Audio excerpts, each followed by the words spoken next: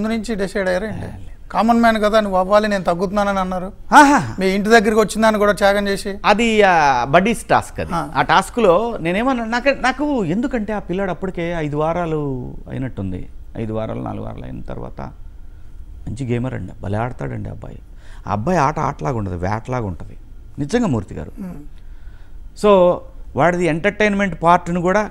వాడి దగ్గర చాలా ఉంది నాకు తెలుసు వాడిలో ఉన్న ఎంటర్టైన్మెంట్ నాకు తెలుసు కాబట్టి నేను వాడిని కెలికి మరీ వాడితో చేయించేవాడిని సో దాని తర్వాత వాడికి అర్థమైపోయింది ఓహో ఇది కూడా కావాలి కదా ఆ ఎంటర్టైన్మెంట్ వాళ్ళ దగ్గర ఉంది నేను చేసిందేం లేదు కాకపోతే ఉన్నాడు శివన్ ఉన్నాడు వాడే అంది మొదలుపెట్టింది సందీప్ గారు శివన్న అంటాం ఆ తర్వాత హౌస్మేట్స్ అందరూ ప్రతి వాళ్ళు ఎవరు పిలిచినా కానీ ఆ గౌరవం అయితే ఇచ్చారు నాకు ఎవరు కూడా గౌరవం ఇవ్వకుండా లేదు ప్రతివాడు అదే మాటతోటి పిలిచేవాళ్ళు ఇంకా వాడికి ఏంటంటే ఒక ధైర్యం అన్న ఉన్నాడు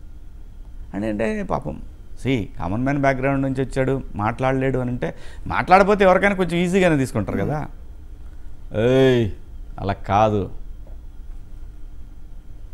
అది వాడికి కనెక్ట్ అయిపోయాడు నాకు మోరల్ బూస్ట్ అయింది ఆ తర్వాత యావరు ఆ తర్వాత రతిక ఆ తర్వాత బోలే ఆ తర్వాత అశ్విని ఆ తర్వాత నయిని అందరూ కనెక్ట్ అయ్యారు అయ్యో స్పై గ్రూప్ అని ఏదో స్పా గ్రూప్ అని ఏదో స్పై ఉంటుంది శివాజీ ప్రశాంత్ యావరు ఎవడో పెట్టాడు ఎవడో ట్రెండ్ చేశాడు దాన్ని ఓకే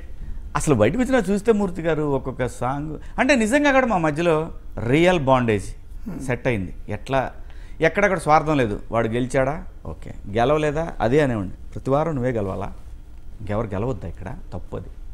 సో ఇలాంటి చిన్న విషయాలు నేను అంటే ఒక ప్రస్థానం జరుగుతున్నప్పుడు మీరు డిసైడ్ అయ్యారా కామన్ మ్యాన్ గెలిపించాలి నేను గెలవడానికి కాదనే ఫీల్ వచ్చిందా ఎందుకంటే ప్రతిసారి కొన్ని ఎపిసోడ్లో అనిపించింది ప్రశాంత్ని గెలిపించడానికే శివాజీ ఉన్నారు అనే అంటే ఏం లేదండి సపోర్ట్ అలా అనిపిస్తుంది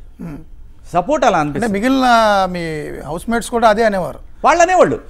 వాళ్ళు అనేవాళ్ళు కాకపోతే ఏంటంటే నేను ప్రొటెక్ట్ చేయటం నాకు ఇష్టం ఎవడన్నా వీక్గా ఉన్నాడు అనుకోండి అంటే మాట్లాడలేని స్థితి వీక్ అంటే ఆ కుర్రాడు వీక్ కాదు వాడు చాలా స్ట్రాంగ్ కంటెస్టెంట్లందరిలోకి స్ట్రాంగ్ మెంటాలిటీ స్ట్రాంగ్ గేము